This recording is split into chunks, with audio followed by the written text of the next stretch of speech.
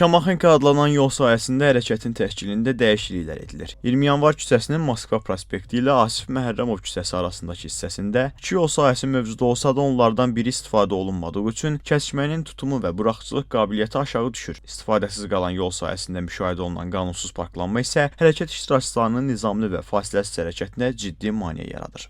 20 yanvar küçəsinin Moskva prospekti və Asif Məhərrəmov küçəsi arasındakı və ona paralel hissədə birtərəfli hərəkət təmin olunacaq. Bununla da həmin yol sahəsinin səmərəliliyi dəfələrlə artacaq, kəsişmənin buraxıcılıq qabiliyyəti yüksələcək. Dəyişikliklər nəticəsində 20 yanvar küçəsinə paralel yerləşən küçədə mövcud qanunsuz parklama halları aradan qaldırılacaq və 4-cü mikrorayondan Moskva prospekti istiqamətində hərəkət etmək istəyən nəqliyyat vasitələri bu yola yönləndiriləcək. Layihəyə əsasən həmçinin ərazidə olan U dönüşlərində işıqforların quraşdırılması nəzərdə tutulub ki, bu da növbəlik prinsipi ilə avtomobillərin yoldan istifadə etməsinə və ərazidəki tıxacın azalmasına hesablanıb. Ekspertlər hesab edir ki, yeni dəyişikliklər zamanı eyni səviyyəli piyada keçidlərinin, həmçinin bir sıra digər yeniliklərin tətbiqi ərazidə nəqliyyat axınına da müsbət təsir göstərəcək.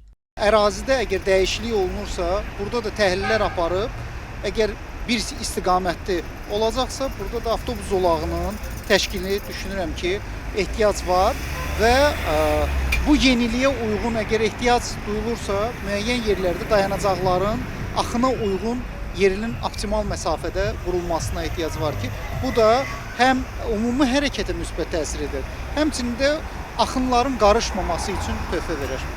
Qeyd edək ki, reallaşdırılan layihəyə əsasən 20 yanvar və Asif Məhərrəmov küçələrinin kəsişməsində nəqliyyat adacıqları da təşkil ediləcək.